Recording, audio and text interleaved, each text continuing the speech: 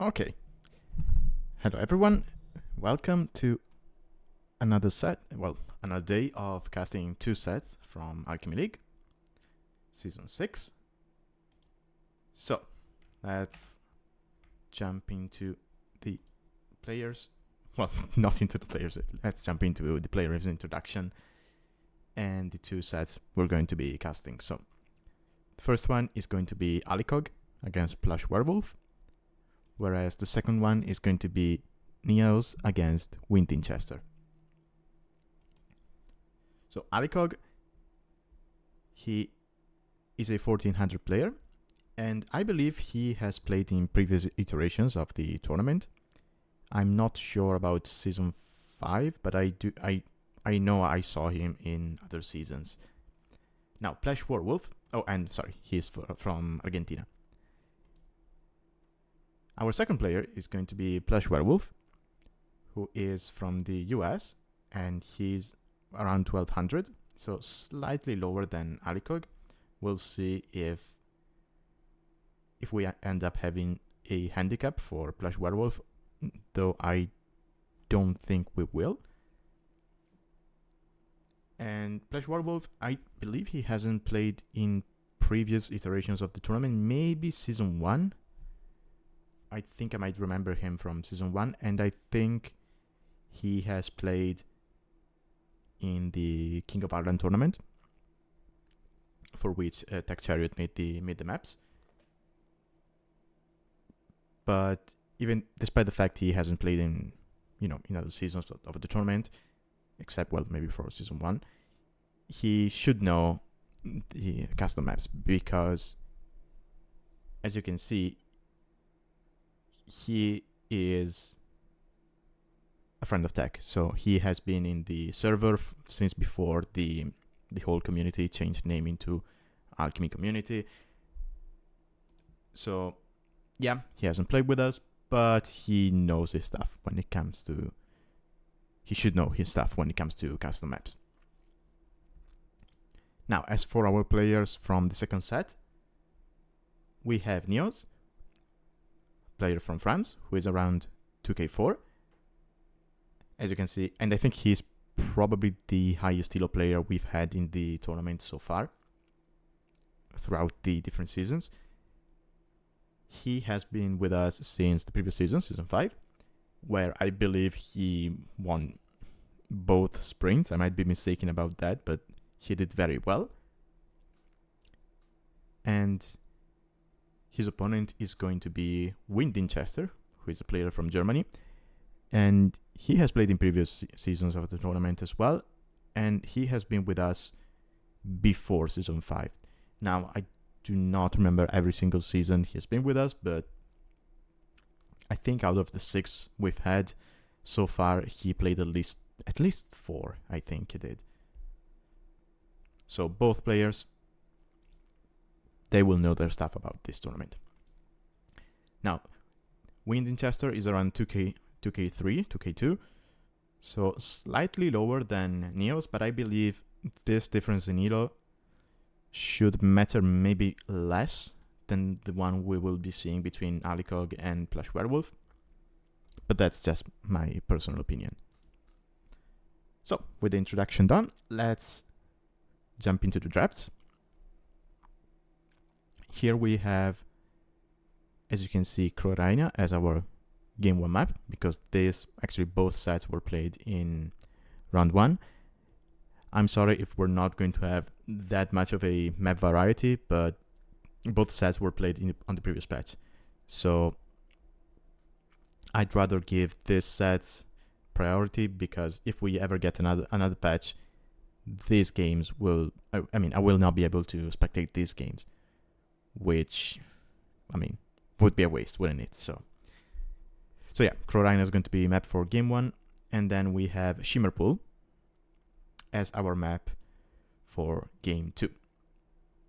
Also, sorry about that, I just gave you a little bit of a spoiler there.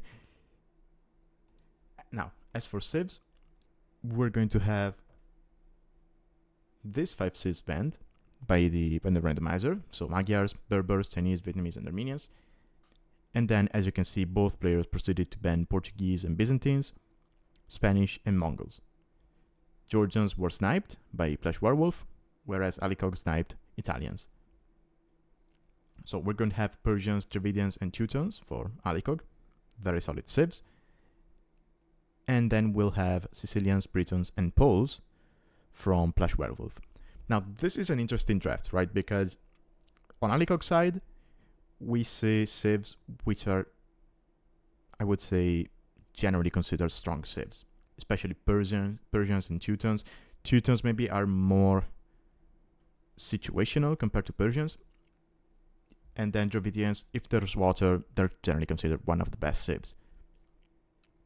Now, if we look at the PlushWerewolves draft, we have Sicilians and Poles, which are sometimes by many people considered gimmicky civs.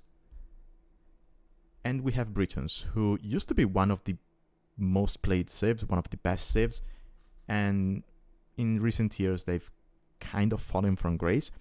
I personally believe they're still a great civ. Even in 1v1 team games, they still are. They never left their status in team games. If you ever have a team game set and there's an open map where you have to play Arabia style, Britons are most of the times going to be banned, or they're going to be one of the first picks. Them and Ethiopians.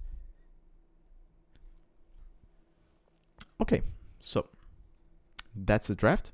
I expect a more orthodox play from Alikog and an unorthodox one from PlushWerewolf due to the civs. But who knows? Maybe Alikog will TC drop and PlushWerewolf will just boom. We don't know. So let me just change this and show you Capture Age. Here we are. Alrighty, so in the green here we have PlushWerewolf playing as Britons, and then we have Alikog in the blue playing as the Persians. Let me do a quick check to see. Okay, so it appears this set was played on the patched version of Carolina. We've had some, I wouldn't say issues, just some hiccups with Carolina due to the fact that the rally countdown was a little bit bugged. Because the wonders in the middle, when you destroy them, not the yurt, just the wonders, when you destroy them, they spawn a relic. Now, the issue is that for the relic countdown, and quick reminder that Alchemy League is played on standard, so relic victory is a possibility. For the relic countdown, the map just counts how many relics there are on the map when the map generates, and it uses that number to verify whether there should be a countdown or not. Now, the issue was that the map started with 3 relics. So 3 relics, despite the fact that you could eventually get up to 7, right? 3 plus 4. 3 relics was the number needed to start the countdown. And it didn't matter whether you got the relics from around the map or from the wonder. And many people didn't like that. I would say rightly so. But then there was also the bug that, let's say you get 3 relics, so the countdown starts, and you garrison a 4th, the countdown stops. So going over 3 relics was actually detrimental to your win. So yeah, the map was patched, the relics were removed, so I believe now you will not get a relic countdown. Wonder victory is still possible, but I believe you will not be able to get a relic countdown. And so the only relics available are through destroying the wonders.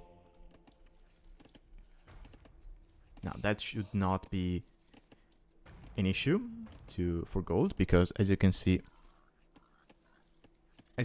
there are golds within these walls, which you can access by jumping into the tower and then hopping on the other side. Now I believe, oh, this is a weird generation for Alikog. I believe you can jump into this tower from the corner, and then you can just pop out this way, and you can drop a mining camp.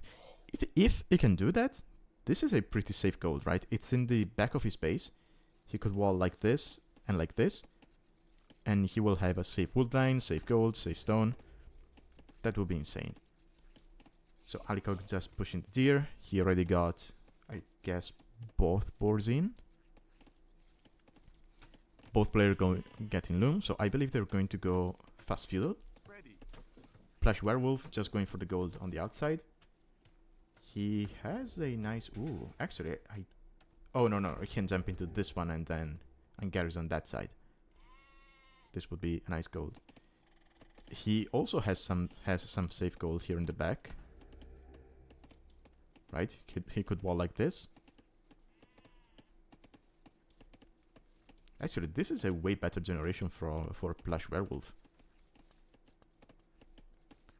He's got 3 golds. I mean, 3 walls with golds. Actually, I think these count as 2, so it's actually 4. Close to his base, whereas Alikog just got that one. So Alikog will have to play aggressive here to get map control. Hey Tech, how are you? So, oh, by unlikely you mean the relic countdown with the wonders?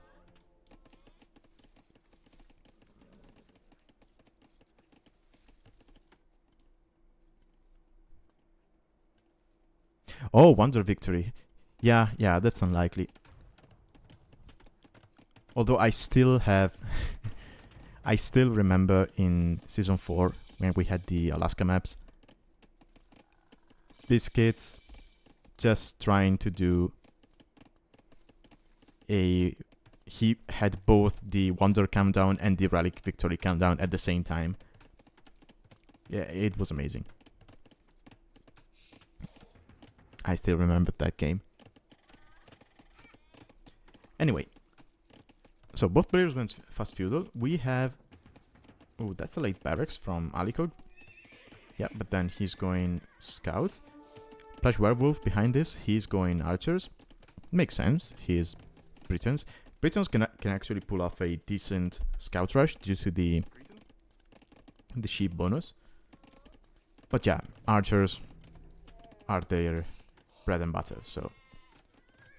Ooh, Alikog losing the scout. That's unlucky.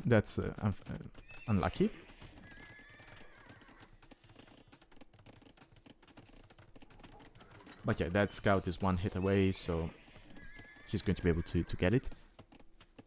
It's not the end of the board. And I think neither player knows about the ability to jump into towers. And we've seen other people as well on this map not realizing it.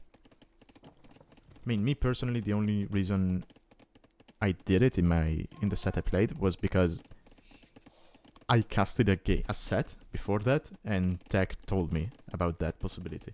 I hadn't even thought about that, so thank you, Tech. That helped me out. And that's the reason why everyone should be watching the streams. You can learn. Okay, so first 2 archers by PlushWerewolf were killed by the scout.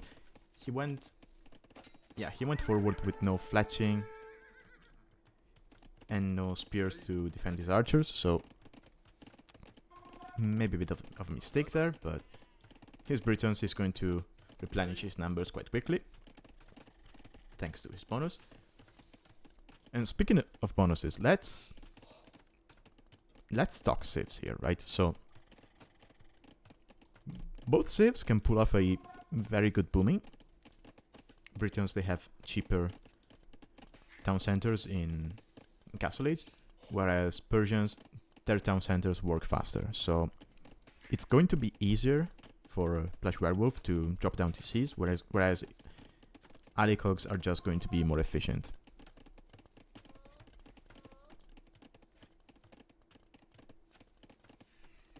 Aside from that, military-wise, as I mentioned, Britons are more focused on archery, whereas Persians, they're more focused on cavalry. they're both civs from the Age of Kings era, and I think... Oh, no. I was about to say that if you think about Age of Kings and you think of a quintessential cavalry civ, you get Persians, and if you think about a quintessential archer civ, you get Britons. But no, I think in Age of Kings you would think of Franks as a cavalry civ.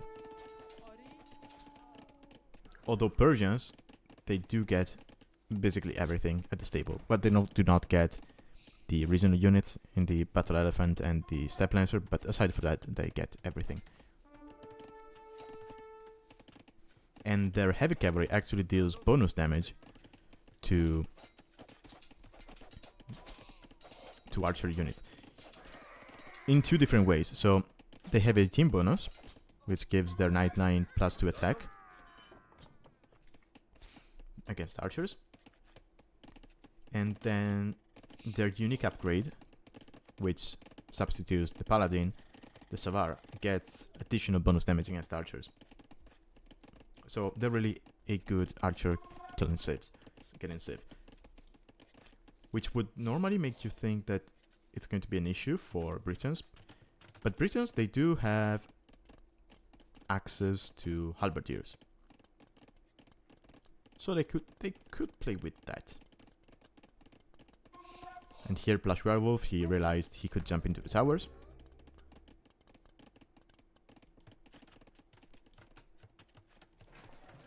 Alikog adding a market. He probably wishes to sell some resources to go up. He is a little late to gold, but he has the food needed to go up. Ooh, he could... Yeah, should be able to time this correctly, right? By the time wheelbarrow comes in, the market is going to go up. You sell 100 wood and 100 gold. 100 stone. And you should be able to go up. Okay, no, he just queues another bill. And he's going to wait for the gold. That's fine. His TC is going to be working faster, so he's going to be up faster. I mean, even faster, because he's going to click before PlushWerewolf.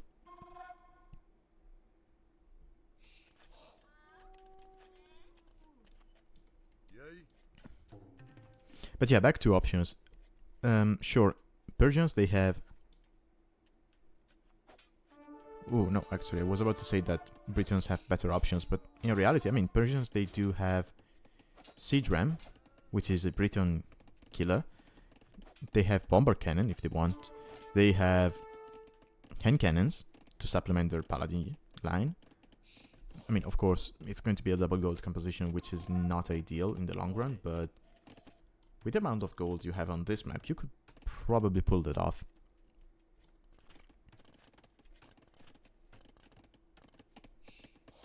Britons, their siege is not amazing, well, except for their trebuchets, because of the unique tech, which makes them 100% accurate, and they get a small, how do you say, area of effect around their projectiles when they land.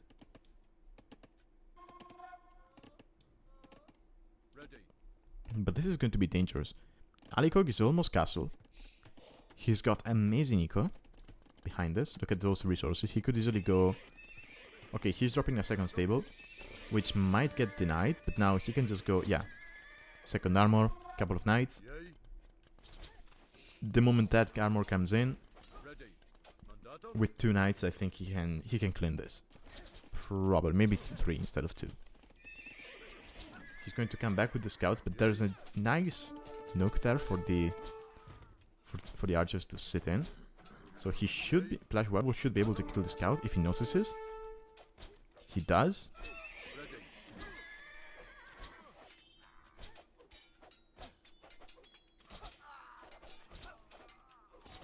Yeah, actually 1 knight and a couple of scouts was all Alikog needed to claim this. But now, the good news for PlushWerewolf is that, yeah, he lost his army, sure, but his opponent is on cavalry. Oh, he even got light cav. So Alikog is on cavalry, but cavalry is not going to be able to hit these vills. or these if they decide to go into this area. So for the time being, PlushWerewolf should not be too worried. I mean, this needs to be addressed, but still, he should be fine. Triple archer range. He's going very heavy into production.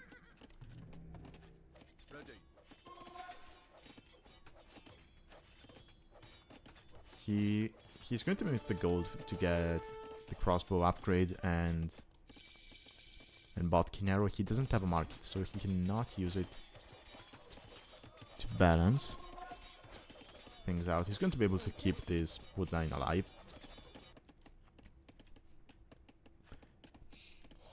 Yeah, Alikog likes cavalry, as he should, as Persians. He could even be cheeky and go for Castle Age cavalry archers with Persians. Now, generally speaking, against Britons, it would not be a great idea because of the extra range they get in Castle Age on their crossbows. But Persians, they can research Parthian tactics in Castle Age, and I think that should help them to make up for the range advantage from Britons, because it's going to give your CA +2 pierce armor. So they're going to get 4 pierce armor in Castle Age against the unit with deals 7 damage. So they're going to get 3 damage.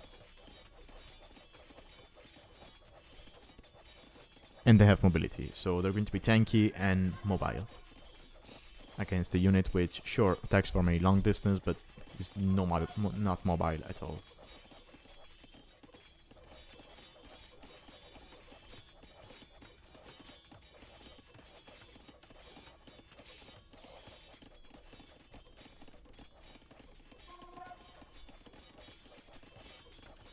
Now, Alikog is applying a lot of pressure, but if you look at this, PlushWerewolf has no idle builds. So he's defending quite well, and Alikog, he just now started adding more knights behind this. Now crossbow numbers are rising for PlushWerewolf. He should be able to clean the light cav. Should have maybe waited for another couple of crossbows there. And okay, that's a nice TC. I wouldn't mind seeing a monastery, because now you're going to be able to kill the light cav, and then you're going to have to worry about the knights, right?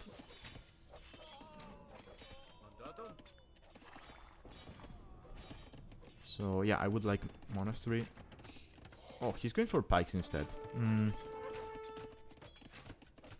So pike is always a tricky option to have when you want to counter knights, right? Because sure, you can counter knights, or rather you can keep them away because they can just choose when to take the fight and when to not do it, but then you're left with a unit with no mobility and no potential for damage. So I personally am happy when I am going cav in Castle Age and I see my opponent going for pikes, because I see pikes, I drop extra TCs, because I know he is not going to be able to deal damage to me. And Alikog, well, he's already on 3 TCs, so he's not going to be dropping more. He now realizes he can do this with the tower.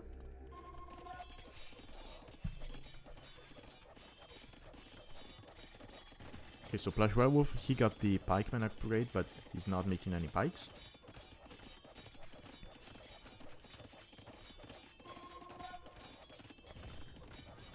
Yeah, exactly. They need rams, so if you switch into pikes in Castle Age to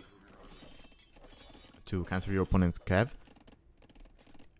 you do not sit at home then. You have to go forward and push, because you're investing a lot more than your opponent, generally speaking, so you're going to be in castle longer.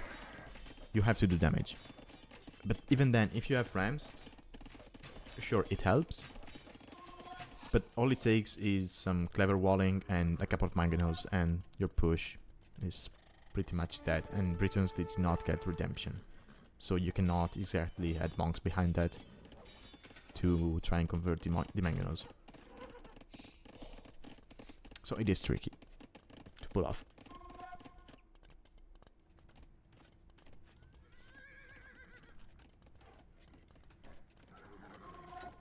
Alikog just amassing a good number of knights. I like what he did. So he knew he was ahead in Castle Age. He got light cav. He had something like 8 light cav and 2 knights. He realized he was keeping his opponent at home, and his opponent didn't have that much. And so he figured, well, I'm Persians. It's going to be hard for me to keep TCs running and at the same time produce. I do not need that much army at the moment. Let me drop some TCs, get my eco rolling, and then we make army.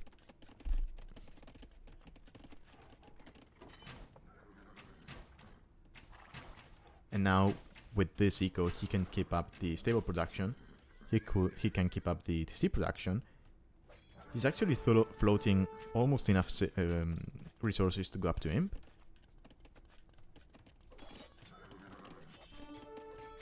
Very clean play from Alikog.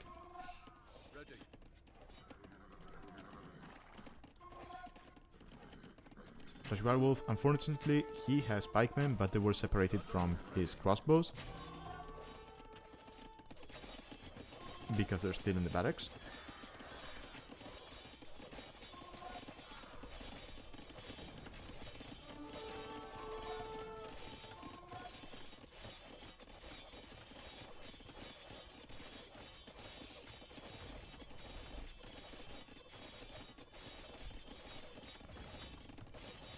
Very nice upgrades from Alikog.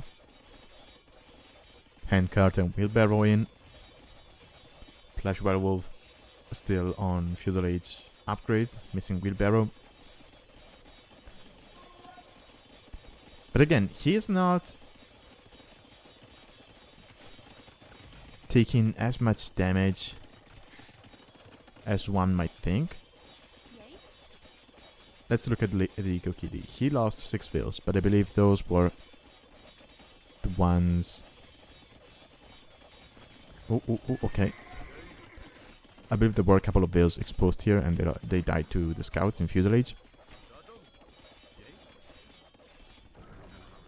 Okay, here we go. PlushWerewolf knows what is up. He knows he needs some siege to help his spikes to push. Now the issue is we have Imperial Age from Alikog. So Alikog will probably... I'm not a fan of giving away these knights. I mean, you might be able to win the fight because of sheer numbers, but... yeah, that was costly. But I think... yeah, I think Alikog will just give up on knights for the time being, and if we see a university, I think that's going to be an indicator that he's thinking about just going hand cannons. Which could be nice for PlushWerewolf in the long run. If he forces his opponent on hand cannons, then British longbows, or, well, crossbows, can deal with that. Right, it's standard hand cannons for Persians, so nothing special.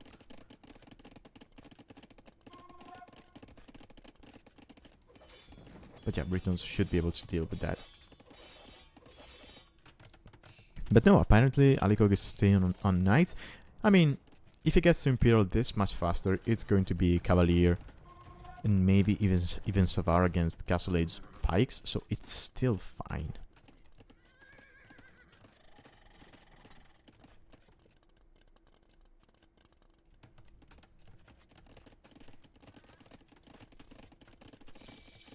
Eco numbers are actually getting closer because PlushWerewolf started dropping TCs. Alikog is on his 4th TC, so he's probably going to be making 30 more villagers and then stop. Yeah, we have Cavalier and Plate Parting Armor coming in.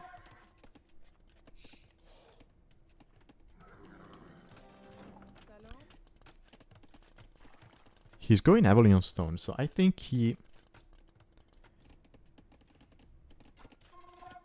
Yeah, I think he wants to have castles behind this cap to just take map control. Oh, we have mangonels from PlushWerewolf instead of rams.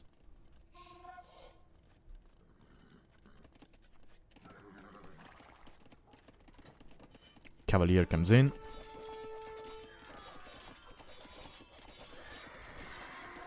I mean, with this amount of pikes, I know it's Castle Age. I think you need Savard if you want to take this in a decisive way. I mean, these pikes will die eventually. That leaves the mangonels in the open.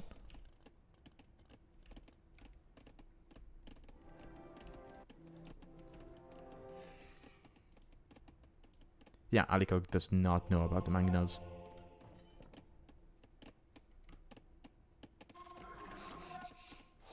Ooh, we have Savard coming in. Okay. This is going to be brutal.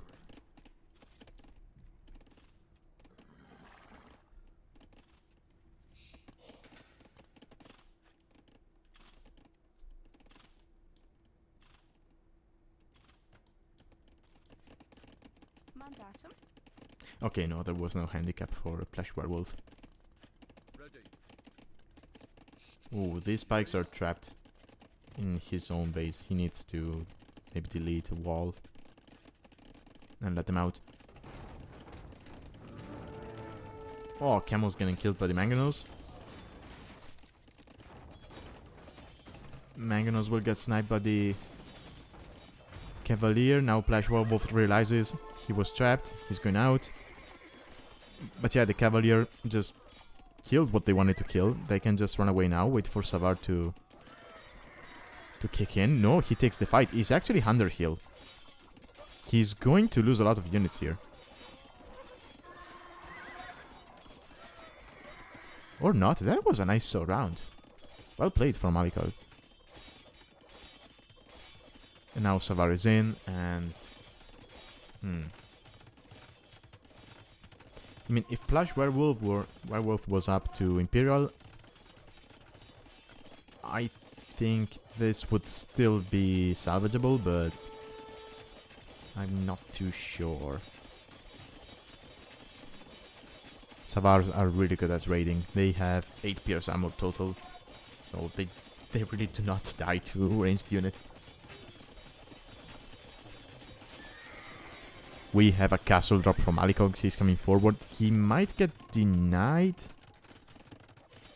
I mean, no. There are Savars here. Of course, he's going to get it up.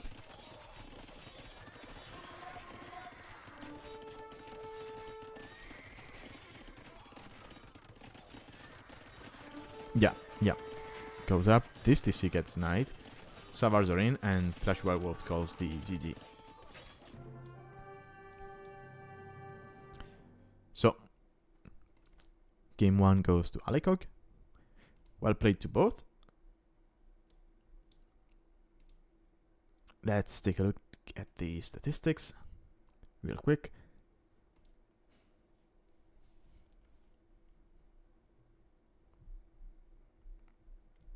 Yeah, PlushWerewolf actually had the military number advantage. It's just that Alikog's military basically countered what his opponent was doing. And then when his opponent switched to pikes, that was when Alikog just had more numbers and could force his way through the fight. Yeah. Eco advantage for Alikog.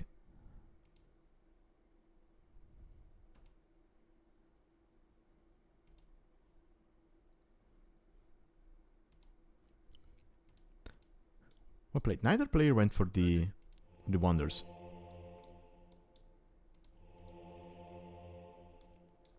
So I'm curious if they just didn't know about it, but they should know about it because it was mentioned a couple of times.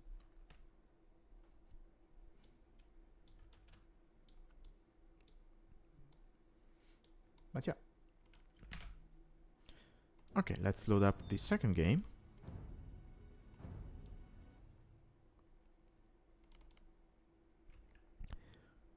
which it is going to be on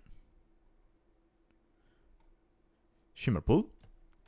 So we have a generation with water on Shimmer Pool. We could also have a generation with ice here in the middle, and we have Sicilians from PlushWerewolf. That's interesting. And then we have Dravidians for Alikog in the blue.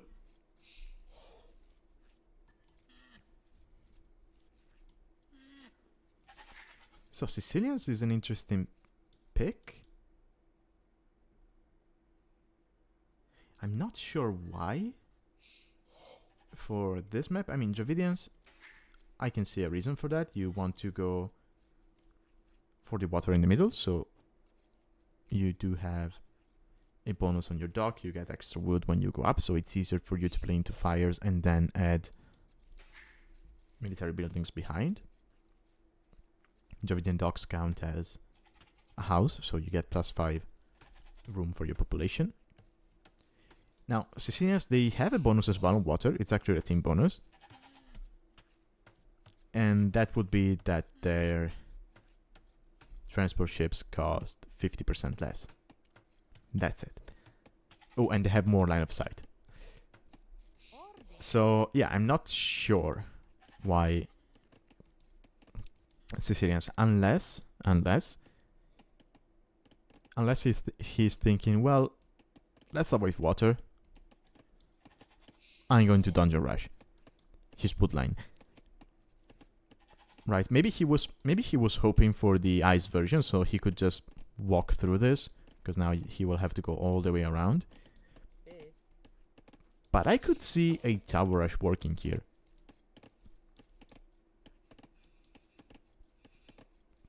If you can be annoying enough to continuously push your opponent off wood, it is going to be quite tricky. Because it's not like, oh, I get pushed away from here, I have a wood line on the in the back of my base, so you have to move all the way around to drop a second dungeon or tower on my wood line. Here you can just go, oh, I dungeon here, and then your opponent goes, well, I relocate here, or I relocate here, and you just go for, you know, a line of dungeons or towers. So that would be my thinking. But we'll see. Okay, we know PlushWerewolf is going for the dock still. I wouldn't say that gets towers out of the equation, right? You can still, you know, do a couple of fishing ships in the arcade for your eco to help you get up faster. And then you just give up water. Or, well, actually you could go fires and dungeon. I think you can afford that, if done correctly.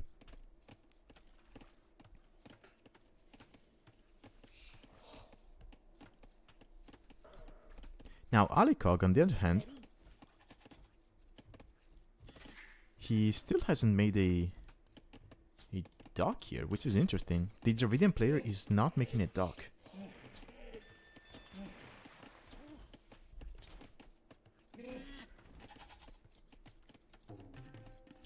He's already in gold. And he has 4 on wood, so is he thinking... Is he thinking archers? He could also be thinking men-at-arms. Right? I know this was played on the previous patch, so they will not be as fast as they are right now. And they will cost a little bit more food, but Dravidians, they do get a discount on their barracks technologies, so even on the previous patch, it was completely viable to go for man-at-arms. But I still see no barracks. Okay, there it is. It's maybe a little bit late for man-at-arms, but we'll see. It's both players up. Alikog will now see his opponents on fish. Let's see if that makes him change his mind and drop a dock of his own. It's probably too late and too much of an investment. There's only 2 deep fish here. I mean, you can still take the shore fish with the ships. It's nice. But are you really going to drop a dock and invest into this to get some extra food? I mean, you could... I guess you could justify dropping a dock just to snipe your opponent's fish, right?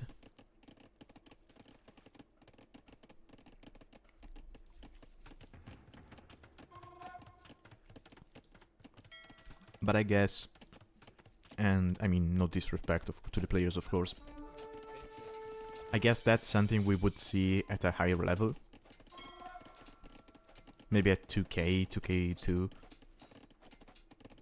They would give importance to something that small. But at this level, and honestly even at my level, I don't think people would think of that.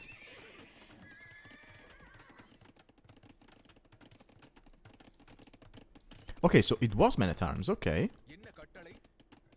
Slightly late.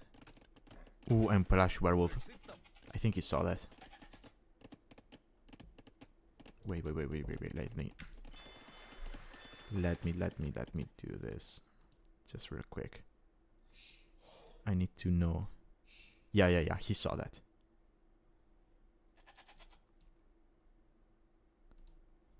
So he knows. I mean, if he noticed it, he should know there is Man-at-Arms coming. So let's see. Does he wall? No, he doesn't. And he's going for scouts behind this.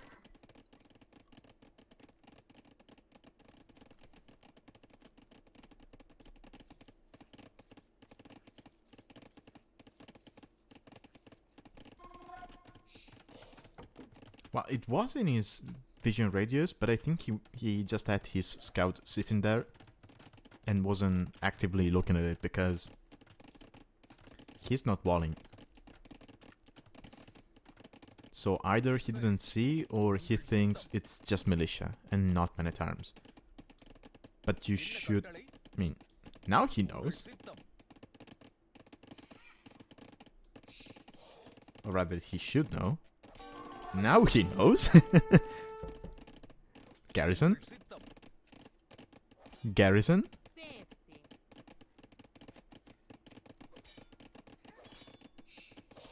There we go. Yeah, he was looking at his own scout at the moment. He lost a scout against the Vills. Okay, so Man-at-Arms losing some HP to the TC.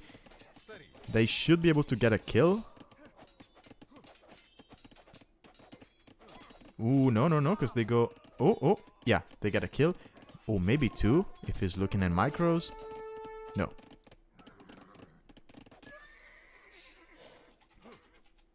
But EcoKD is actually close, because now, while we were watching that, PlushWerewolf, he killed 2 villagers on the wood line.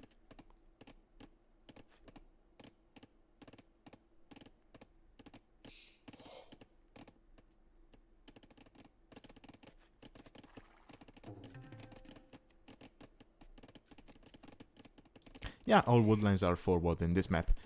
That's why I think Man-at-Arms and maybe a tower behind, or just straight towers can work.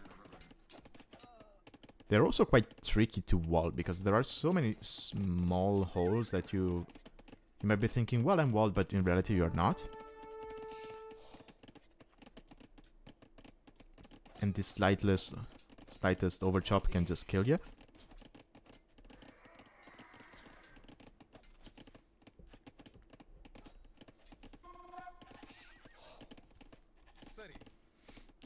So far, PlushWerewolf, he's been doing well. He knows about the archers coming forward, and he's moving his villagers. Those farms are quite exposed. I'm not a fan of dropping that many farms. I think if you saw those archers, you cancel a couple of farms and you just drop an archer range. You're going to need... Ah, well, he's got a dungeon. So... yeah, never mind. What do I know? Just drop a dungeon. Yeah, that's fine, that's fine.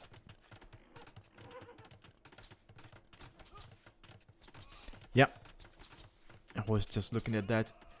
PlushWerewolf, he has a villager lead. Well, I mean, he has 3 fishy ships, but if we look at just villagers, it's 7. He has 7 ahead. He now kills the archers. That's pretty nice. And that's because Alikog, he has 4 minutes of idle TC time. Now, one reason for that might be that this map can be a little bit tricky for food transition, because you have no berries. Well, at least not close to your TC. So if you want to go to farms, you have to build a mill on nothing, which is not built into players. It's not something players are used to do in our day and age where we have so many build orders, right? So building a mill just for the sake of making farms is not something that players will actively think. Because most of the times they will have a mill because they had berries in their base, and then they start making farms. So I think... so that was an issue, should have been an issue for both players, but PlushWerewolf, he had fish, so he had more food floating. Or rather, he had more food access than his opponent, so his transition to farms was smoother. But Alikog didn't have that. So it was probably harder for him to get into farms. Or rather slower than harder.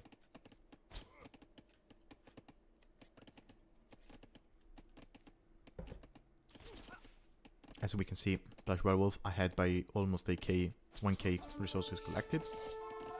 Now, these farms were kind of forward, so they're going to be very exposed.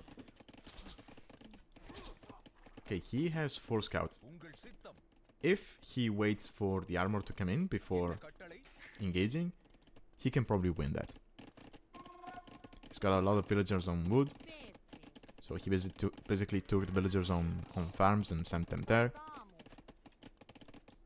He's floating a lot of wood. He could maybe drop a market, sell some of it, and balance his eco.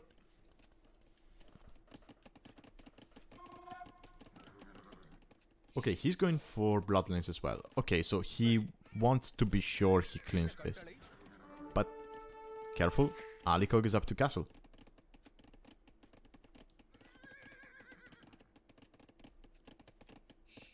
Wait, did he cancel bloodlines? Yeah, he did. He's going for a double stable instead. Ooh.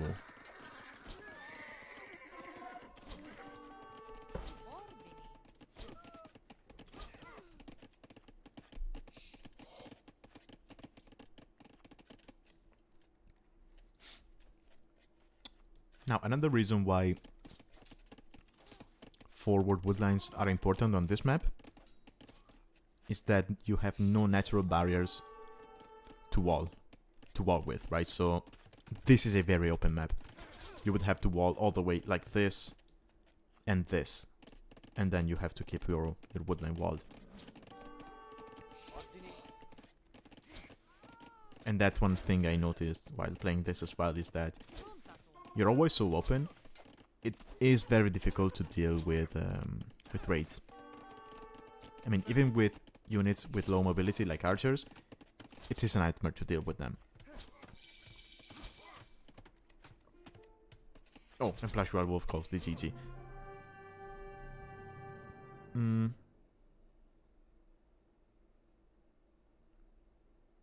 Maybe a little bit early.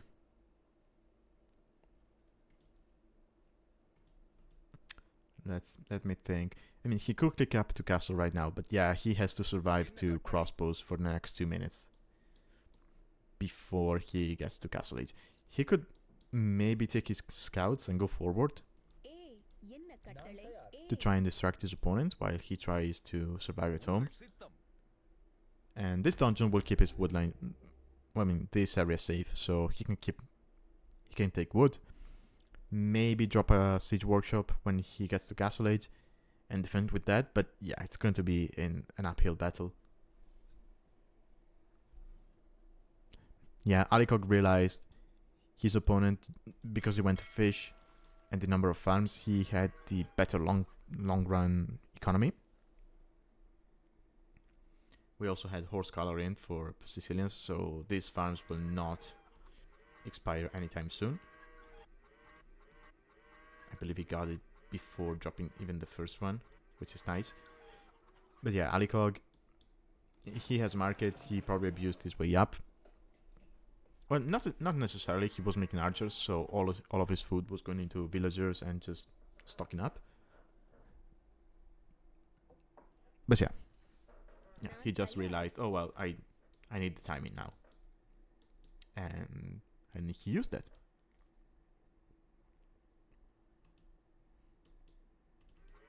It's a shame because I think PlushWerewolf was doing very good. I mean, just look at the eco difference. I mean, now his opponent just got up to castle, so just clicking up to castle is going to get you behind by 3 vills, maybe 4 on your opponent. But PlushWerewolf, he just took many losses to the archers.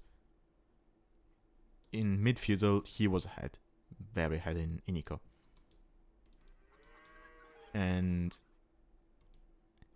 yeah, going back to my point about the archer range, yes, a dungeon here is fine to protect your woodline, but I do believe if you're going this far out with the farms, you do need an archer range, especially on a map open like this. An archer range, as soon as you saw the first group of archers, just makes it so that you don't get to this number of archers. The numbers stay low, so yeah, that was probably the play.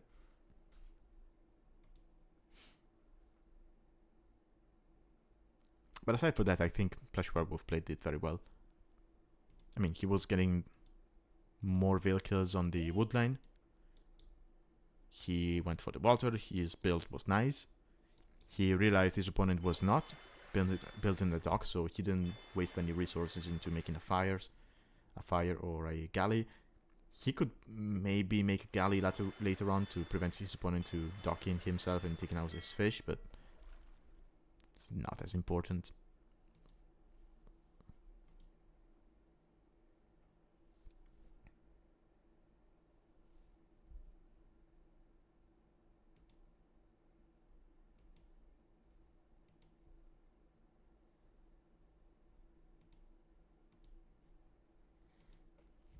Alright, so that was our first set. Let's go back to the draft and see what it looks like for our second set. So, once again, game 1 is going to be on Corona, due to this being round 1. Both players actually went random bans, and Lagoon Forest was left as our map for game 2. I think this is going to be my first time casting Lagoon Forest, so I'm excited about that. Now, as for Sibs, the randomizer banned Magyars, Bengalis, Mongols, Tatars, and Italians. So overall, very strong Sibs got banned by the randomizer. Now, NeoZz proceeded to ban Berbers and Bohemians, whereas WeanDinchester went on to ban Georgians and Cumans. Then Persians were sniped for NeoZz, and WeanDinchester got his Portuguese pick sniped. That left NeoZz with Hindustanis, Spanish, and Britons, and WeanDinchester was left with Vietnamese as first pick, which is interesting, Lithuanians, and Byzantines. Ooh. So I'm guessing Portuguese was for Lagoon Forest. Maybe he was thinking, well, I'll just wall up and go Organ Guns behind. But that goes sniped, so I'm curious to see what he's going to play on Lagoon Forest. Because I could see Byzantines in his draft. but I cannot think of something else. NeoZz Spanish can actually work on both Carolina and Lagoon Forest, I guess. Oh, actually, Britons could be nice on Lagoon Forest. Huh. Okay, this is an interesting draft. Let's just jump into the game. You do not want to hear me yapping on and on about potential combinations of civs and maps. Okay, let's get rid of the draft. And here we are. Okay, so in the blue we have NeoZz playing as Spanish. In the red we have WeanDinchester playing as the Vietnamese. And right off the bat we have a very interesting map generation. We've seen players spawn on opposite sides of the map, right? In the previous one we had PlushWerewolf basically in the same position of NeoZz, maybe slightly to the left. And then we had Alikog up here. In this case though, players spawned very close to each other. And Dinchester, he's going to know that, since he is Vietnamese. So, I don't know if that's what he was thinking when he picked the Civ. I don't know if he was thinking, well, I know that map can spawn us very close together or very far away from each other. So let's go Vietnamese. I know where we spawn and I can build my game plan on that. Maybe that was not the reason. And I mean, I would say that Vietnamese can be a good pick to counter the Spanish play, because as Tech is saying in chat, they both have amazing unique units, and I believe Rattans, you do need not chemistry, you do need ballistics and maybe even thumbring. But the moment you get those two attacks, you can kill conquistadors, right? But then again, Vietnamese were first pick for WeanDinchester. Spanish were third pick or something like that. So that's not probably what was going through his mind when he picked the Civ in the draft. As for the Civ for the map, he maybe thought of going something else, but then he saw his opponent as Spanish, and he expected them on this one, so he figured, well, let's go Vietnamese. And of course, it's not just the Bretons. You can also go for your skirmishers as Vietnamese, as they have extra HP. So yeah, overall, I like Vietnamese as a choice against Spanish. Now, Spanish, they're probably going to go for their unique unit. It should be viable on this map. You have a potentially very safe gold because of the walls. So pulling a fast castle here with a unique unit play, it should be viable. The only question is, can you do that without dying to some kind of feudal pressure? Which would normally be archers and infantry if you want to harass the villagers on the gold. Because scouts, they cannot get into that area.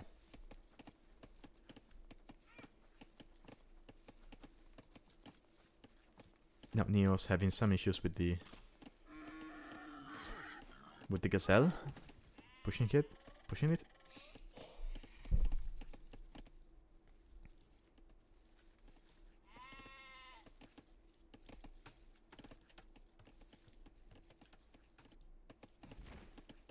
And let's see. Yeah, I think they're both going fast castle, judging by the vills in queue.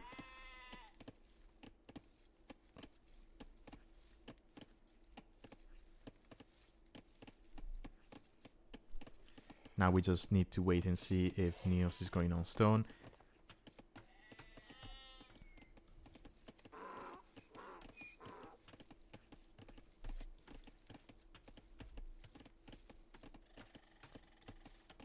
Okay, Dinchester going on the gold. This one on the outside. So I think Okay, so he either doesn't know about the tower thing, or he's going for this gold because he's going to build a mining camp in between and take gold and stone at the same time. If he's thinking Ratans.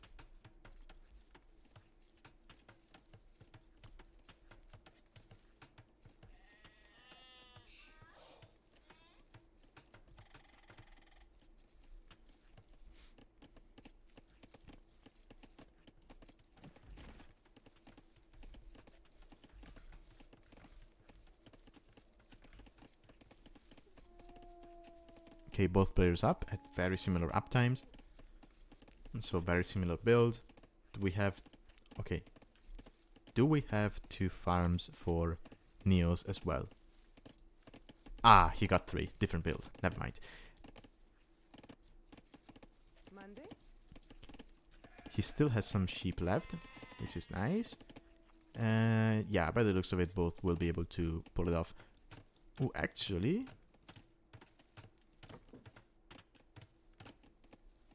Okay, so this mining camp tells me he's not thinking about the stone.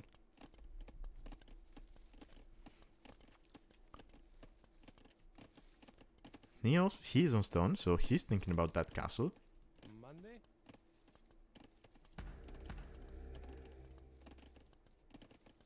Yeah, he just realized, but that's difficult because I think there are too many walls. Yeah, there's a wall behind the tower, so that villager cannot go through that.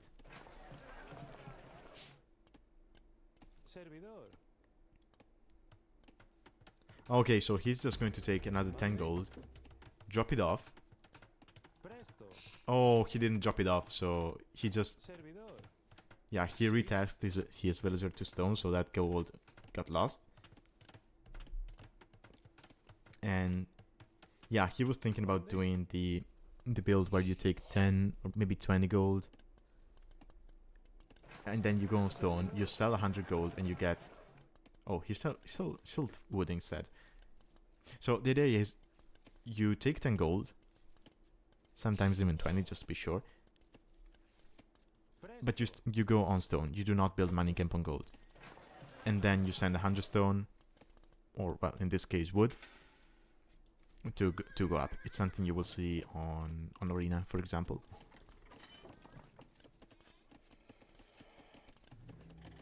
Okay, we have an archer range for Dinchester. Now, he's not making anything. His opponent knows about the range, so maybe that's why. Or he's thinking cavalry archers as Vietnamese.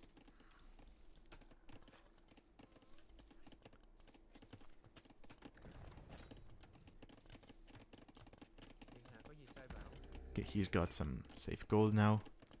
I mean, it's not going to be that safe if Kongs come to this area.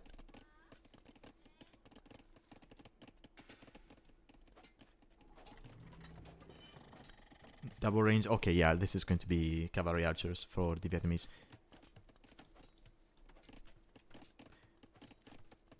Now, luckily for him, NeoZz probably thought, oh, he has an archer range, he's going to have archers. Let's drop the castle at home, right? That's not castle drop. But honestly, if NeoZz had been here with his villagers, now there would have been nothing to stop him from dropping a castle on his opponent's face. And there's the CA. Missing botkin, but it's probably going to come in any moment now. Castle is now going up at home for NeoZz.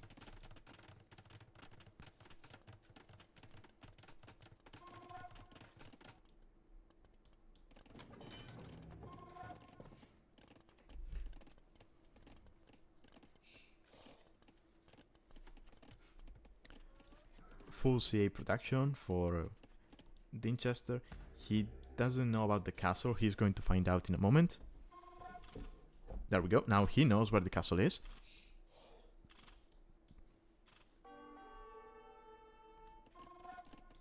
And he should be finding out where his opponent's villagers are. Now he sees a flag on the... He could see a flag on the tower. Is he going straight for that with the CA? Okay, now he... Yeah, now he knows.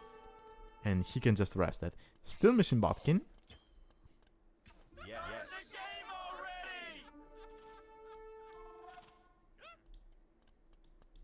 Oh, so they were talking about the tower. Yeah, the tower, it says it has attack, but it has no range, so it cannot attack. You can still use it to protect your builds. Now, it works as monument, so if Dinchester, like he's doing, keeps a unit close to it, NeoZz cannot jump into it. Now, if Dinchester goes this side with the single... Yeah, he's going with the scout. And he's going to take the villagers on gold. This is very good. Now, at the same time, though, we have Kongs on the field. They're going to come for the CA.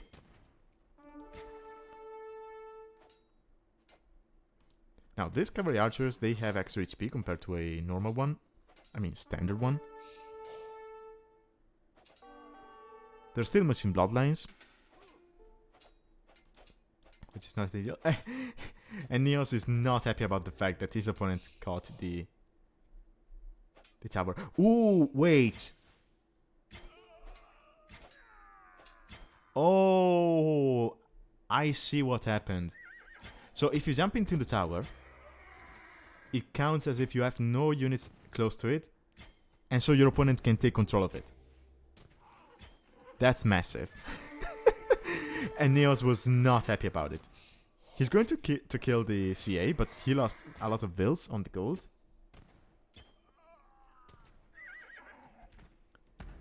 Yeah, and because your opponent can catch it, the moment it changes, your villagers will get dropped out because the tower is no longer yours. Ah, that's interesting.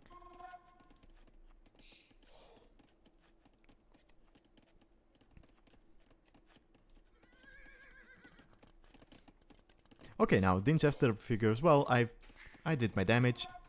Let's play defensively now. And he is going for the skirmishers. He is ahead by 15 bills, which is massive. He's on 2 TCs. His opponent is not. He's still on 1. Granted, he got more vills on food, but he is spending a lot of food.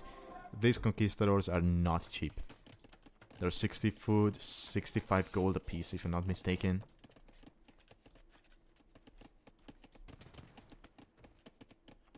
Okay, Dinchester is going to try to wall this. He should not be able to do that, but skirmishers coming here from the front of this base. Ballistics is going to be in, so he might be able to do something. He is missing the armor, so 3 skirms should not be able to kill the Kongs here. Especially if NeoZz... Well, he's a 2k4. He's going to be able to micro this. Yeah.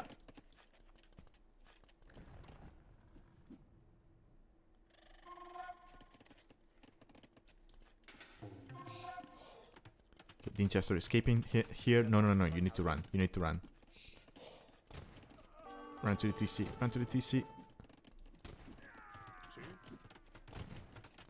Okay, ballistics should be able to make up for the micro, or not.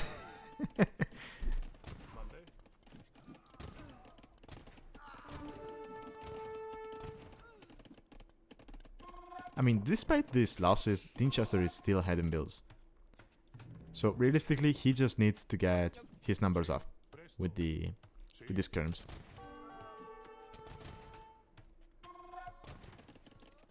Right, I mean the Kongs, if he plugs this all, the Kongs cannot run in here. I mean, they're going to kill the gate, but yeah, there's a TC, so good luck.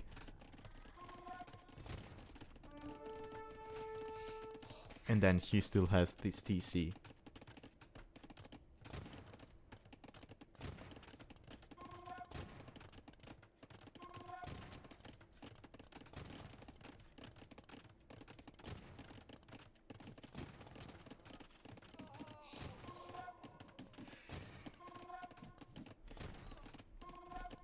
Yep, NeoZz is still single TC.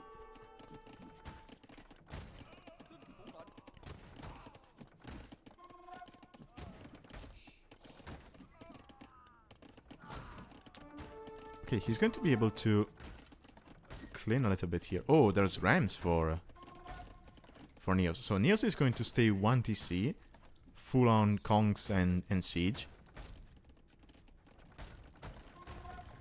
Which could be tricky, but yeah, we have a Siege Workshop for Dinchester coming up. So that should be able to take care of the Rams. Sorry. Of course, he still will have to deal with the Kongs.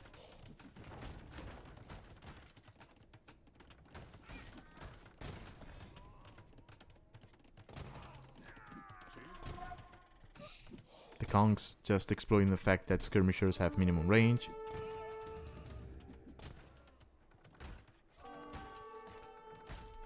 These Rams should be able to take down... Yeah, because there's a mangonel, so... Yeah. Ooh, I think the workshop will go down before the mangonel can pop out. Yep, it will. So that gets denied. This is brutal.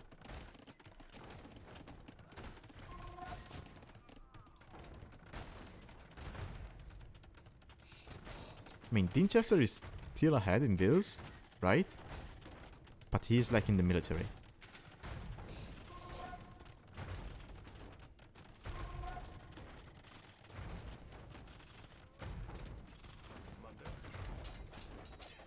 Now, Vietnamese do not get redemption, so monks are not really an option to defend here. Look at this, NeoZz just...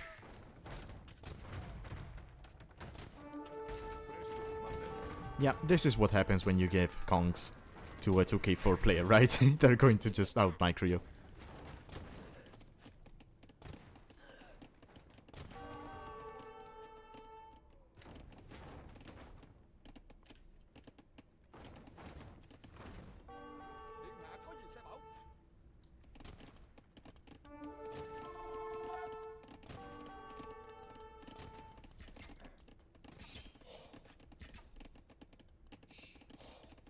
Okay, this ram got separated from the rest, so these two wheels could take it down. Now we have 3 mangonels from NeoZz, which should keep the skirms away. At bay, sorry. Okay, we have CA from WeanDinchester. Now, they're missing the second armor, but they do have bloodlines, so they're very tanky. At least tankier than the Kongs, who still miss bloodlines themselves. But do have the second armor upgrade. Quick reminder that for Spanish, blacksmith upgrades do not cost any gold. And Spanish get 20 gold for each tech they research, so the blacksmith upgrades actually give them gold.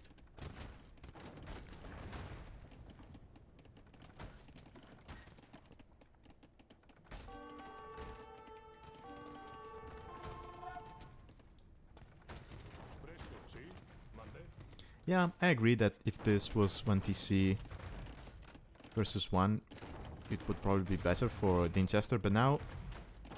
Okay, he's no longer ahead in bills, but... he has more potential to make bills, and his army is slowly starting to become bigger and bigger. The issue here is he keeps getting out-microed. And even the slightest mistake could mean disaster for him. If he gets a mangonel shot on his skirmishers.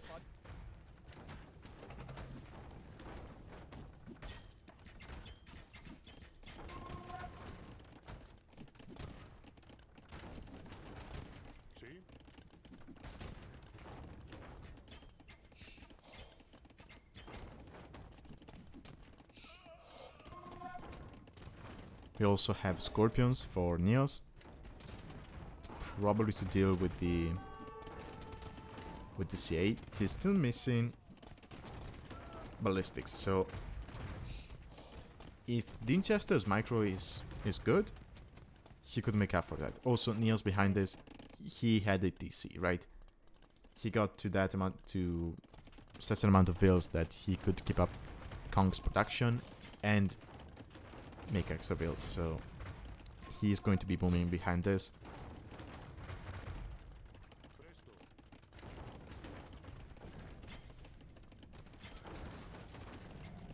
Okay, Dinchester killing the Mangonel.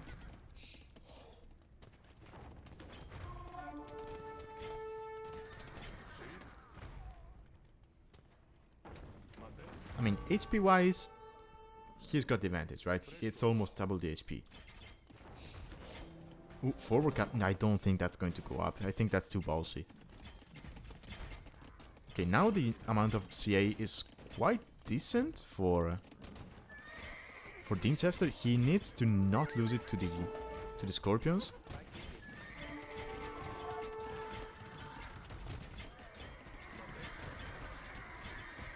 Oh, this is risky. You're getting close. I don't think that's worth it. So he wanted to get close to make up for the fact that his opponent kept out microing him. But if you do that against Kongs, which is a unit with very low accuracy, you're just making your opponent's units stronger. And these are Spanish villagers, they build faster. This castle is not going up. This might be the GG moment. Dinchester is losing too much.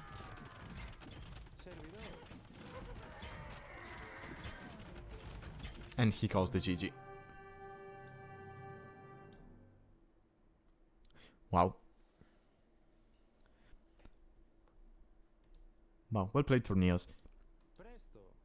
Also, well played, not just, mechanically, being able to micro and everything. Well played for not getting too tilted about the tower thing, which he clearly didn't know. And to just keep his mind focused on the game and his win condition.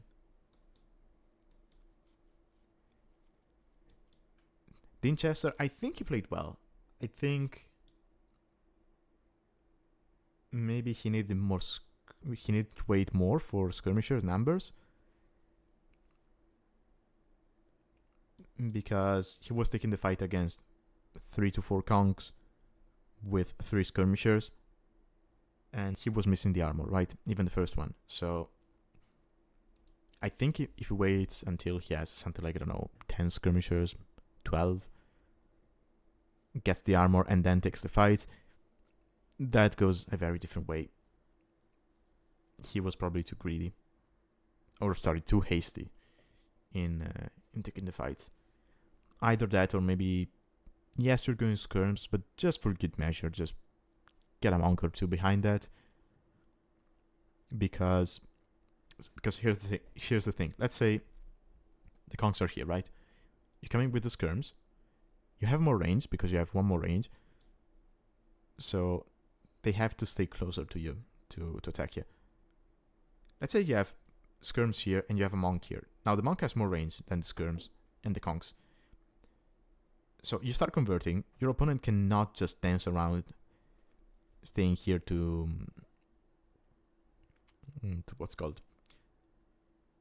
dodge your javelins from the skirmishers. Because if he stays here, then the monk will convert it. Will convert the Kongs. So what he has to do is either run towards the skirm to kill the monk, and then he will get shot in the face by the javelins, or he has to go away. So I think that was probably his best option, but again, I think of that by seeing this and seeing everything. But when you're in the game, it's a completely different music, right? You just do not think about that as easily as you would when you're spectating. So I can understand Dinchester. You also do not want to to let your opponent get his conk numbers out of hand.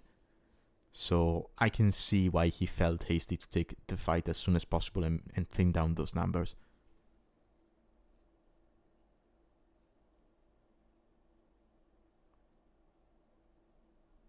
Yeah, it was a good game. Very good one. Both players had a very clear game plan. I think maybe Dinchester didn't come into the game thinking, oh, I'm going to go 2TC and boom. I think he wanted to make more CA. He probably felt a little bit relaxed after killing that many vills on the gold. And I mean, he was ahead by 15 vills at that point. So he did have advantage.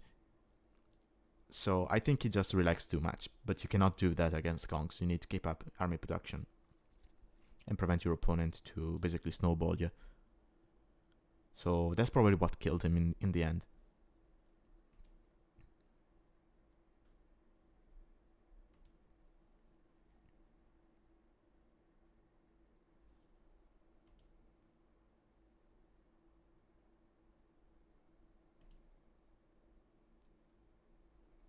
Yeah, by the end, NeoZz had got up with vills.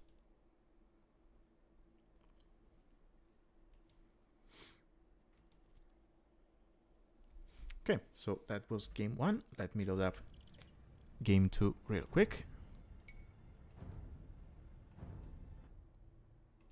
Which is going to be on Lagoon Forest.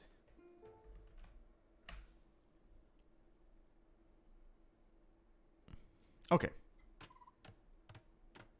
So, we have Lithuanians for WeanDinchester in the red, and we have Hindustanis for NeoZz in the blue.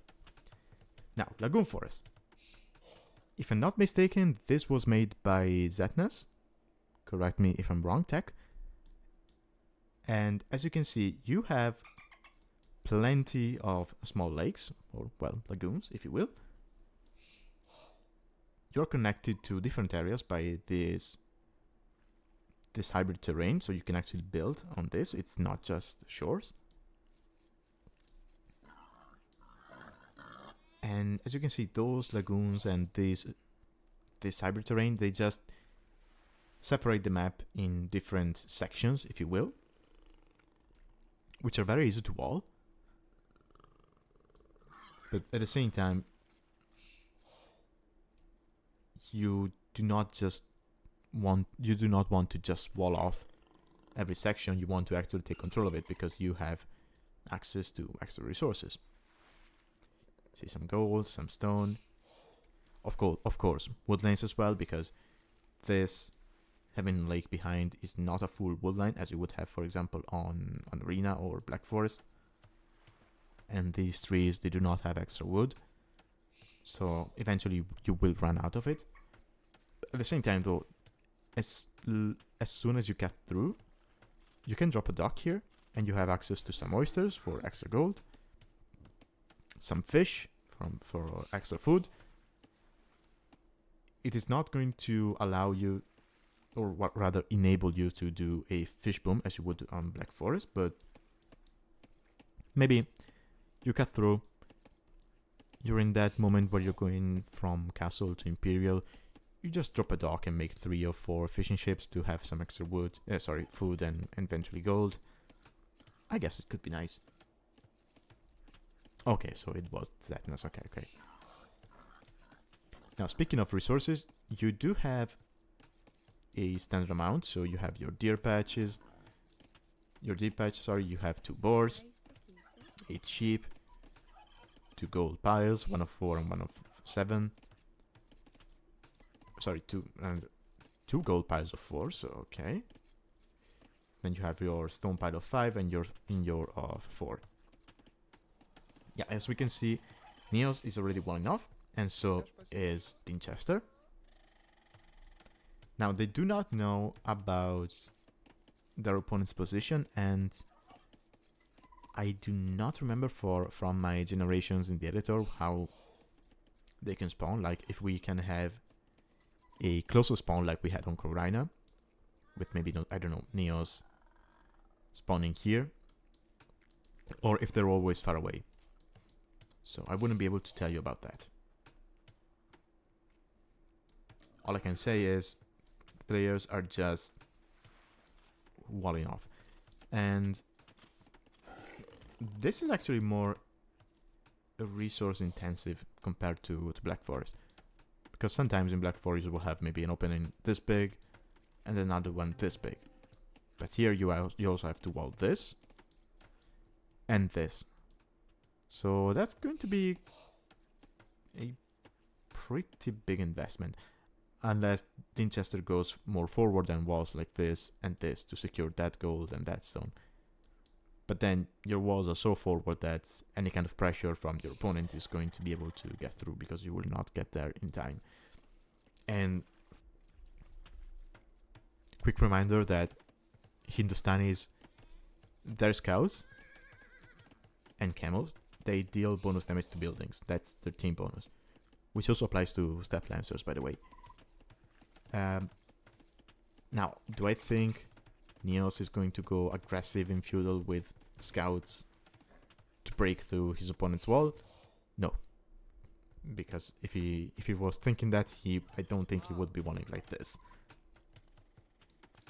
So I guess we're going to be seeing both players boom up and just have a big fight here in the middle.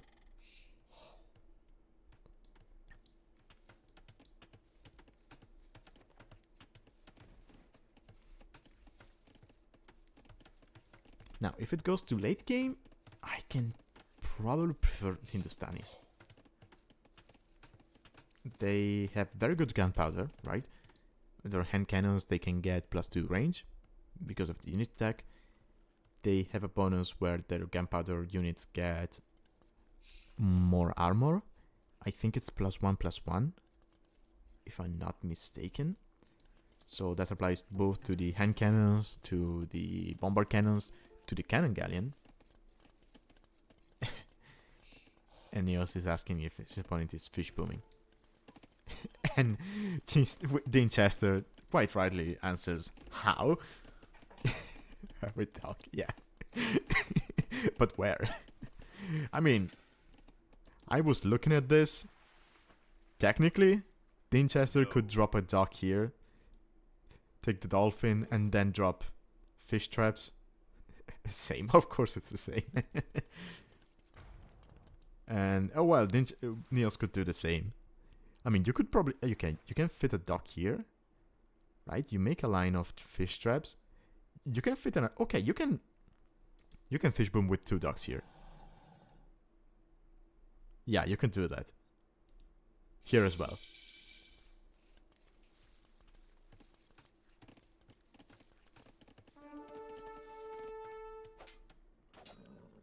Ooh, NeoZz up faster to Feudal Age. Dinchester loses the scout. That's tough. So very different builds. NeoZz went 23 bills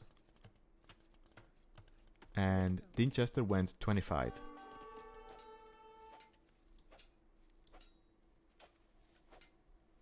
So slightly, well, not slightly, faster build for the Hindustani player. Of course, the discount on villagers is going to help. But at the same time, Lithuanians, they start with 100 extra food, so that should balance out. So they could probably pull off a similar build.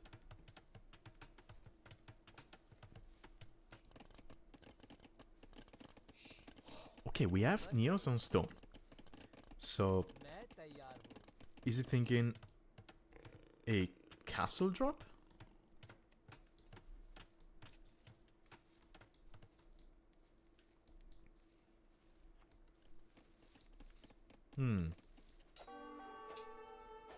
I mean, a play similar to what he did earlier, with siege behind, is not going to be as easy. Because as you can see, both DCs are on an elevation. That said, he could just sit here with the mangonels and he wouldn't have to worry about the elevation, right? So,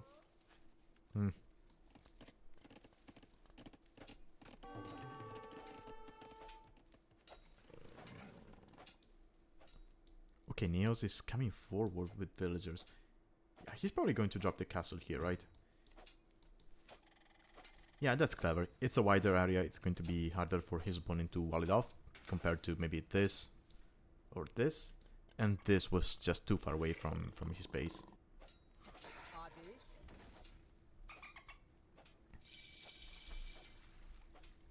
Okay, that's the castle.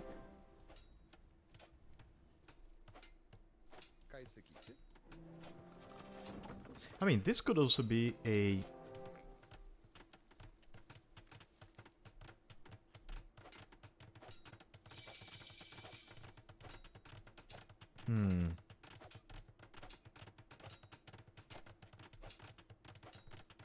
Okay, I see no upgrades for the infantry.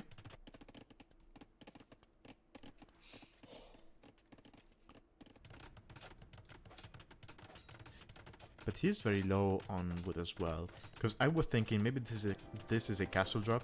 Yeah, okay. Yeah. He's going monks. And he's probably going to add a siege workshop to get the elephants. Oh, never mind. He's going golems. Okay. So is this going to be golem monks? Yeah, I like that as well. I mean, golems, because they have high pierce armor, they're pretty nice at raiding. But they will just die to knights, right? So with the eco NeoZz has right now, he doesn't really want to go into golems and camels, because that's going to be very costly. So I think he's just thinking, well, let's go for monks behind the golems, so I can convert any potential knight from my opponent. Now, Dinchester is going for monks himself, and Lithuanian monasteries, they work faster, so he's going to be producing monks faster, he's going to be researching his technologies faster. Overall, if they both stay on a single monastery, Dinchester will have the advantage. Now, okay, he went for 2 more TCs behind this. He's got 1 on gold. NeoZz staying on 1 TC, which makes sense with the castle drop.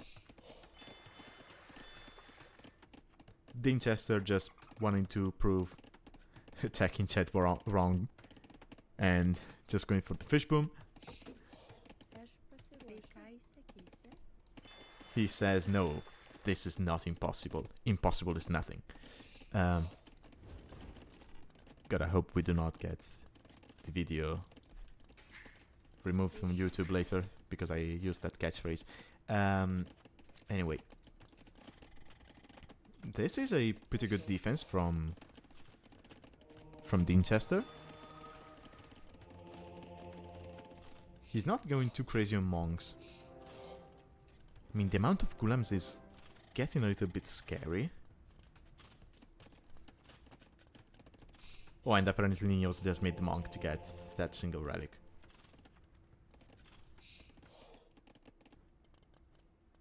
Okay, he's getting all the relics. Now, luckily for Dinchester, 1 relic is in the back of his base, so NeoZz should not be able to get the relic victory countdown. He's getting devotion. That would mean he is almost ready to run in. And Dinchester needs to wall this. You're against... Okay, now he's starting to do that. Yeah, you're against golems. You cannot rely on your TCs for defense.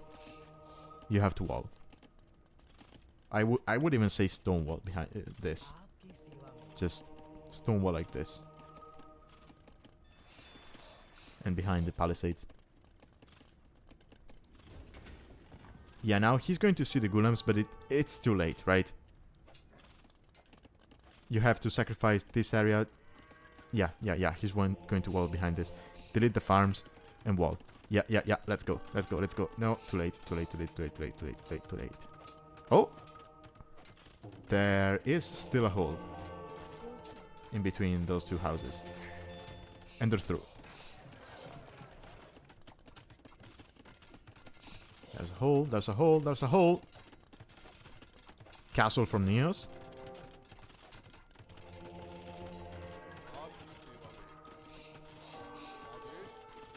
Honestly, I'm just happy to see golems.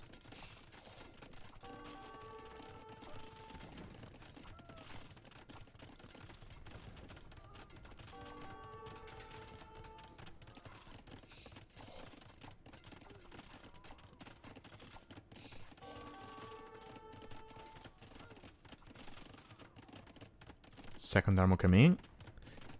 I think he is missing squires, is it? Yeah, he is. I mean, he's missing squires and arson, so he should not be able to deal too much damage to the TCs.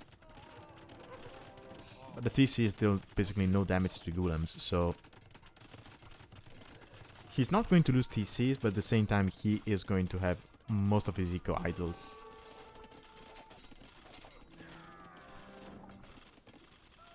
Which is not ideal.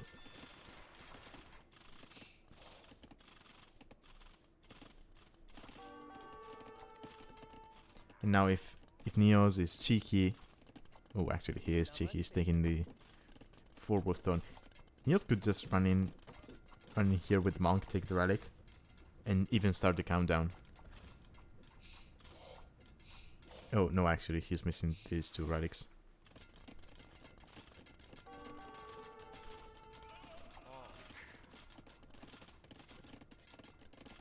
Yeah, I agree, Tech. I think he's playing very aggressively, and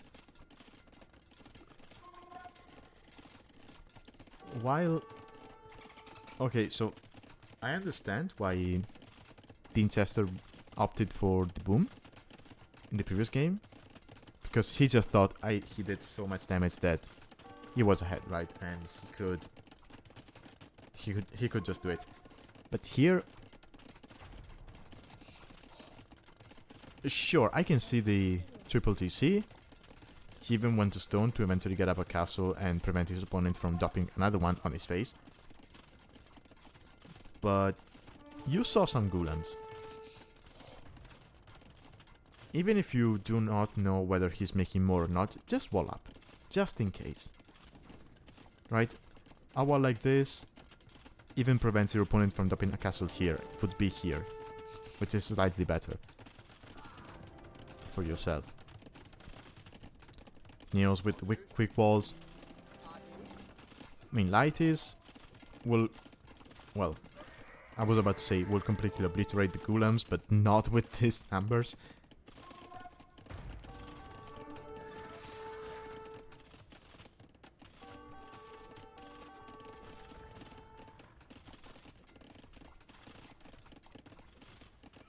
Also, they have no upgrades. Okay, this castle might get denied. Right, because NeoZz lost too many villas forward. And he's not Spanish this time around. Yeah, he bails, he bails. So now it's going to be double castle from Dinchester, who still has the eco advantage. And it's not like this is going to be a fast temp behind this by NeoZz.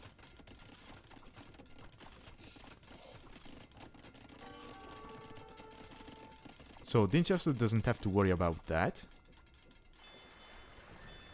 He lost his dock, so his fishing ships are completely useless at the moment. He's going out to build another one.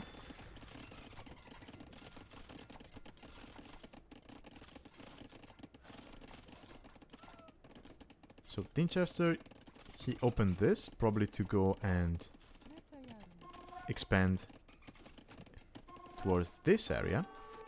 Okay, NeoZz is now adding TCs.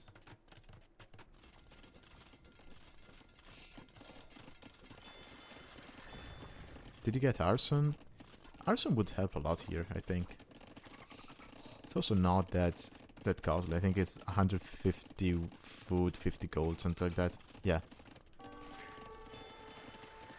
dropping another dock here.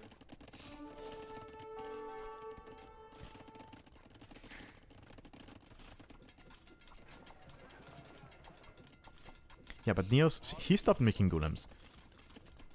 He knows he did damage, and he still has the army advantage, so now he's just going to drop TCs and boom up.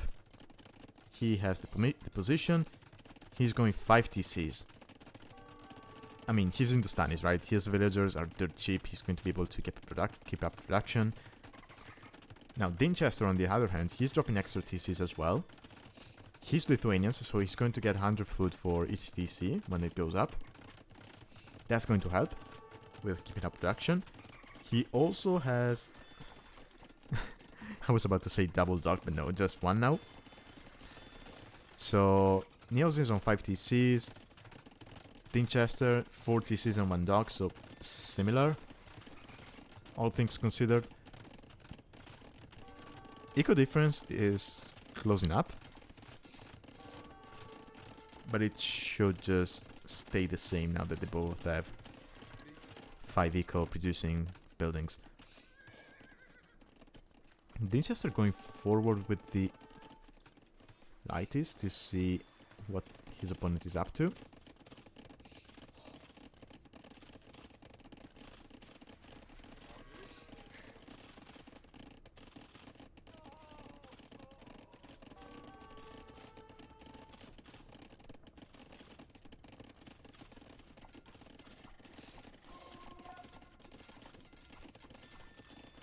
But he needs to stonewall this and this. Just stonewall. One of the best ways to keep infantry out is just, well, melee units in general, is just snowballs. Now, of course, with infantry, you might run into the trouble in the issue of siege towers, but I do not see a siege workshop from NeoZz at the moment, so that could work it for the time being. He does have 2 castles, so petards would be viable to him. NeoZz probably having some keyboard issues over there.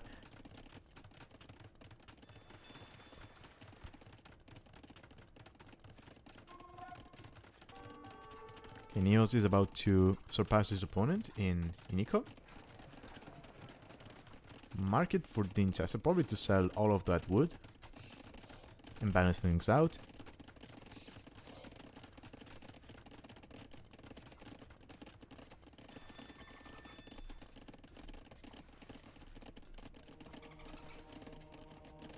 Monks for NeoZz, he's making more. What do we have?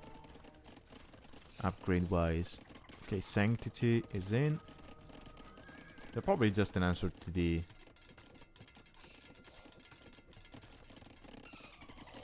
Lighties. Ooh, we have Hill Forts. That's a nice upgrade. I love that upgrade. It's one of my favorite unique techs. So that's going to give his TCs +3 range. But yeah, he walls his opponent out.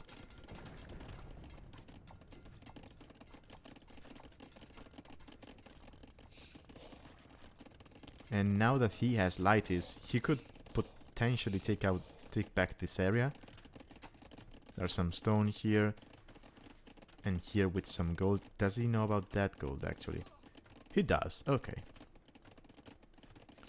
Okay, we have a raid here. Oh no, never mind, he got walled out. Ooh, that was a hole, I think. Nah, it wasn't. NeoZz is just being careful. And we have Imperial from NeoZz. And I called it. Where is it? Yeah, it's here. Yeah, we're gonna have a siege tower. Of course.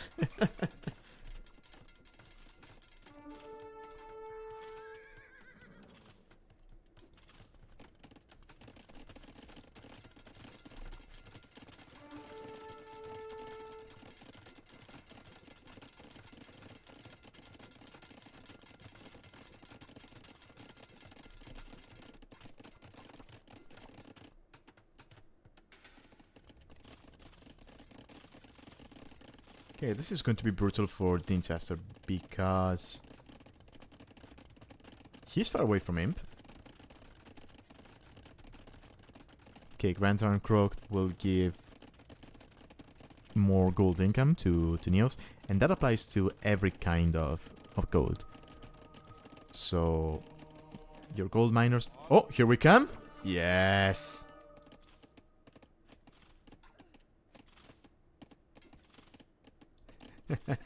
I love siege towers. So yeah, Grand Trunk Road is going to increase by, I think, by 20%. The gold increase that applies to gold miners, relics, I think trade cards as well, but I'm not too sure. By the way, monks cannot hop into siege towers. And Dinchester calls the GG. At the same time that NeoZz gets to Imperial. Now, Warrior Priest can get into siege towers. Anyway, very nice second game. I think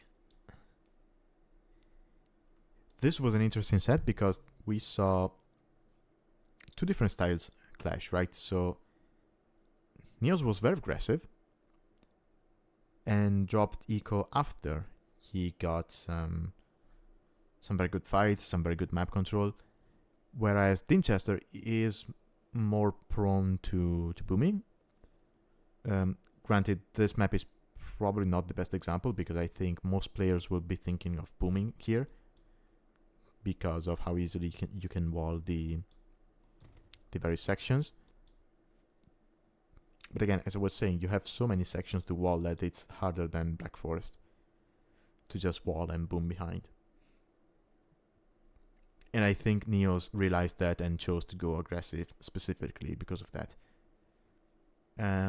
So yeah, we had a very aggressive player clashing against a more boomy player. He opted for that road in game 1 as well. But NeoZz just proved that in these 2 games, aggression was what was needed. So let's take a quick look at the statistics.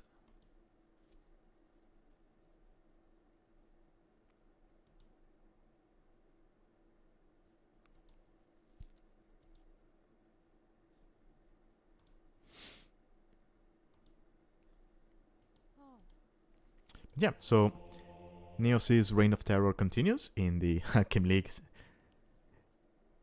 tournament. We'll see if in the future rounds someone will be able to best him. For the time being, thanks to anyone who joined. Thank you, Tech, for always being here when I'm casting. And I will be seeing you next time, which is going to be tomorrow, because I plan on casting live Ray against Fondage. Anyway, have a good one.